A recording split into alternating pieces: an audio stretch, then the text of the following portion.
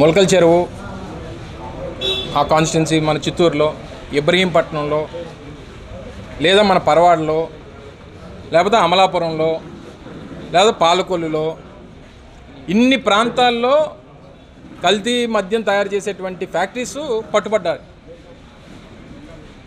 పట్టుబడినప్పుడు సహజంగా ఒక ప్రభుత్వం తాలూకు బాధ్యత ఏంటంటే, ఏదైనా ఒక ఇష్యూ బయటపడినప్పుడు ఒక్క దాంట్లో 25,000 బాటిల్స్ ఒక కంపెనీలో బయటపడినప్పుడు సహజంగా ప్రభుత్వం చేయాల్సింది ఏంటి? రాష్ట్ర వ్యాప్తంగా ఉన్నటువంటి అన్ని షాప్స్ మీద దాడులు చేయాలి. చేసి అసలు ఇది ఎక్కడెక్కడ అమ్ముకోవడానికి వెళ్తున్నాయి అనేటువంటిది చూడాలి. అసలు ఎక్కడా దాడులే చేయలేదే. ఏం చేస్తున్నాడు మంత్రి? గాడులు కాస్తున్నాడు. మంత్రి తాలూకు బాధ్యత ఏంటి? ఒక మంత్రి అంటది పిల్లలకు జ్వరం వస్తే నాకేటి సంబంధం ఉంటుంది. దానికి మంత్రులు ఇచ్చింది మీకు. పిల్లలు హాస్టల్స్లో ఒకరో ఇద్దరికి వస్తే నీ బాధ్యత కాదు. హాస్టల్లో ఉన్న 200 మంది పిల్లలకి జ్వరం వస్తే ఎవరి బాధ్యత? మీ చేతకాంతనం వల్ల, మీ తాలూకా నెగ్లిజెన్స్ వల్ల గిరిజన పిల్లలంటే మాకు అసలు మనుషులతో సమానం కాదు, వాళ్ళు పశువుల కన్నా హీనం అనేటువంటి అభిప్రాయంతో ఉన్నటువంటి ప్రభుత్వానికి అంతకంటే గొప్పగా మాట్లాడతారు అనుకోవడం మన అమాయకత్వం. నీకు జ్వరం వస్తే నువ్వు రోజు ఏసీ రూముల్లో ఉండి తిరుగుతావు. నువ్వు ఏదో ఒకరోజు బయటకు వస్తే నీకు జ్వరం వచ్చి ఉండొచ్చు. ఆ పిల్లలు అక్కడే పాపం ఆ ఇబ్బందుల్లో ఉన్నారు. ఆ రోజు మేము పెట్టినటువంటి ఆరో ప్లాంట్లు మేము పెడితే ఏదైనా ఇష్యూ వస్తే దాన్ని రెక్టిఫై చేయాల్సినటువంటి పరిస్థితి పోగా ఈరోజు నెగ్లిజెంట్గా నువ్వు మాట్లాడుతూ కల్తీ మద్యం తాగి 4 చచ్చిపోతే, పిల్లలు 2 చచ్చిపోతే, అక్కడ రేపు బల్క్ డ్రగ్ పార్క్ వద్దని ఇక్కడ మన మహానటి ఉంది, ఈ బల్క్ డ్రగ్ పార్క్ దగ్గర ఆవిడే చెప్పింది. వెళ్ళి ఏం చెప్పింది?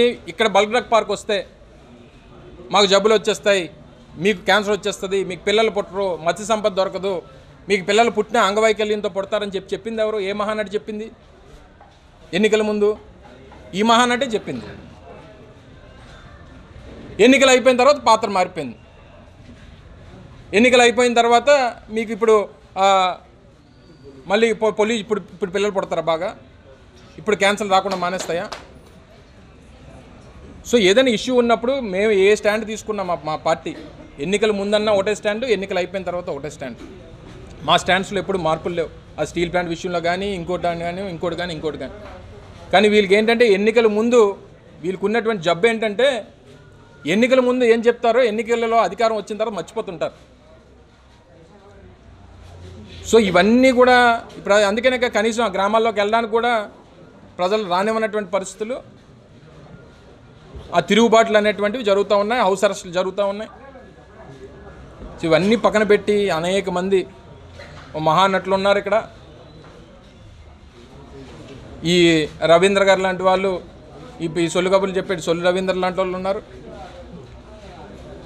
సో ఇటువంటి వారు అందరూ కూడా ఈ వ్యవస్థలో ఉండి పూర్తిగా ప్రభుత్వం అనేటువంటిది అసలు లేదు, నిర్వీర్యం అయిపోయింది అనేటువంటి దానికి వీళ్ళందరూ ఒక ఉదాహరణగా చూడొచ్చు. అంతకుమించి వాళ్ళు చెప్పినటువంటి దాని గురించి స్పందించాల్సినటువంటి అవసరం కూడా లేదు.